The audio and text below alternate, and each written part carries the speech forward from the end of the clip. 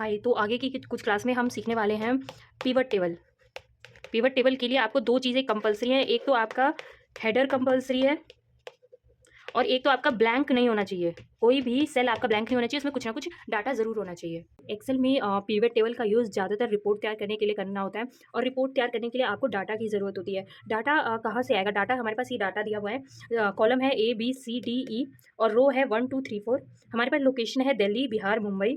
Product है laptop, phone, AC।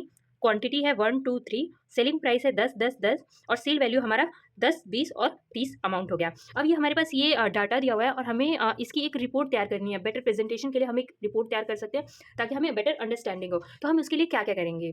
आप Excel में पिवट टेबल तैयार करने के लिए सबसे पहले आपको रिबन पे जाना है। ऊपर आप रिबन खोलेंगे तो आपको दिखेगा कि वहाँ पे इंसर्ट टैब है। इंसर्ट टैब में आपको टेबल ग्रुप मिलेगा। टेबल ग्रुप में आपको पिवट टेबल मिल जाएगा। वहाँ से आपको क्लिक करना है पिवट टेबल पे। जो बॉक्स ओपन होगा उसमें आपको ऑप्शन आएगा कि आपको रेंज सेलेक्ट करने के लिए बोलेगा।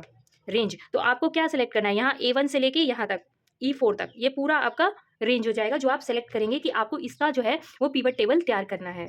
आपको एक चीज़ का ध्यान रखना है कि आप कोई ना कोई सेल को सेलेक्ट करके रखेंगे। उससे क्या होगा, जैसे ही आप पिवट टेबल पे क्लिक करेंगे ना, वहाँ पे ये पूरा सेलेक्ट हो जाएगा और ये जो जितना भी आपका डाटा है ये पूरा सेलेक्ट हो जाएगा। जब आप पिवट टेबल पेज सेलेक्ट करते हैं तो आपको 2 ऑप्शन और मिलते हैं। 2 ऑप्शन क्या मिलते हैं कि आप एक्सटर्नल डाटा भी लाना चाहते हैं, अगर ये वाला डाटा का यूज़ ना करके आप एक्सटर्नल डाटा भी तो नहीं यूज़ करना चाहते हैं, तो आप उस पे भी क्लिक कर सकते हैं। फिर उसके बाद सबसे एंड में आपसे पूछेगा कि ये जो आप डाटा ले रहे हैं, इस डाटा का जो पिवट टेबल आप बनवाना चाहते हैं, वो आप इसी शीट पे बनवाना चाहते हैं, मतलब एक्जिस्टिंग शीट पे बनवाना चाहते हैं या न्यू शीट पे बनवाना चाहते हैं, न्यू वर्कशीट पे।